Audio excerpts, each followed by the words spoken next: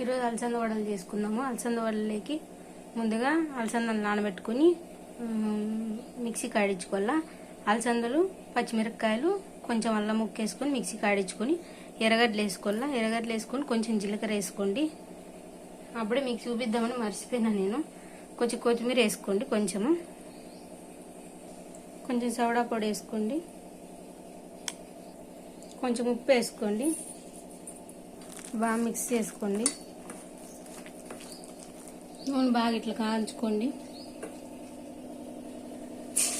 అలసందలు అట్లా వేసుకోండి. ఇట్లా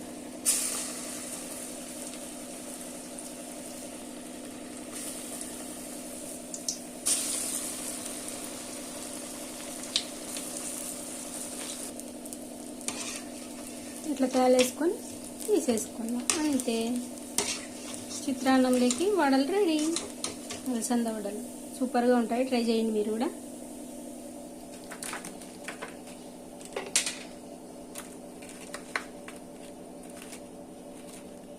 అలసంద వడలు చూడండి, మీరు కూడా ట్రై చేయండి, బాగుంటాయి. ఈరోజు చిత్రాన్నం కావాల్సినవన్నీ ఇట్లా రెడీ చేసుకోవాలి. ఉద్దిపల్లి, శనగలు, ఎర్రగడ్డలు, పచ్చిమిరపకాయలు, పసుపు, జీలకర్ర, ఆవాలు, టమాటాలు, కొత్తిమీర, కరివేపాకు, ఒట్టిమిరపకాయలు, ఉప్పు, ఇన్స్టెంట్ చిత్రాన్నం పొడి బాగుంటుంది, మీరు కూడా వాడండి. ఉప్పు ఇవన్నీ రెడీ అయిన తర్వాత బాండ్లీ పెట్టుకొని సన్ఫ్లవర్ ఆయిల్ వేసుకోవాలా. సన్ఫ్లవర్ నూనె, జీలకర్ర ఆవాలు వేసుకోవాలా. పచ్చిమిరపకాయలు, ఎర్రగడ్డలు వేసుకోవాలా.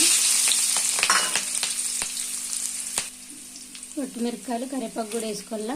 ఉద్దిపల్లి, శనగలు కూడా కొన్ని వేసుకోవాలా. ఈ పొడి అంతా ప్లేట్లోకి వేసుకోవాలా.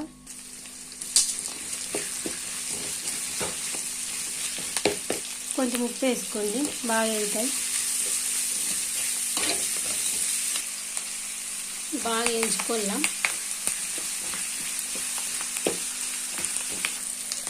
ఇప్పుడు కొత్తిమీర, టమాటాలు వేసుకోవాలా.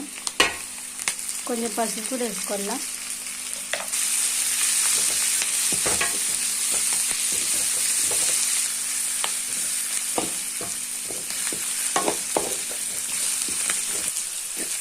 ఇట్లా బాగా వేయించుకోండి.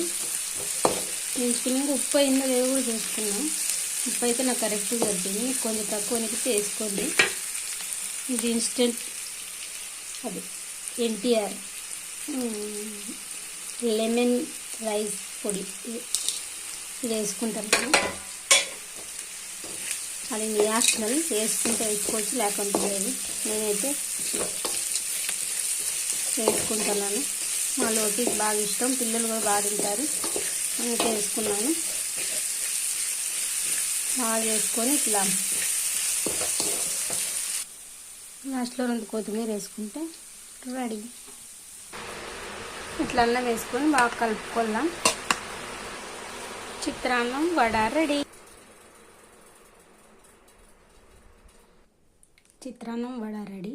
సూపర్గా ఉంది, మీరు కూడా ట్రై చేయండి.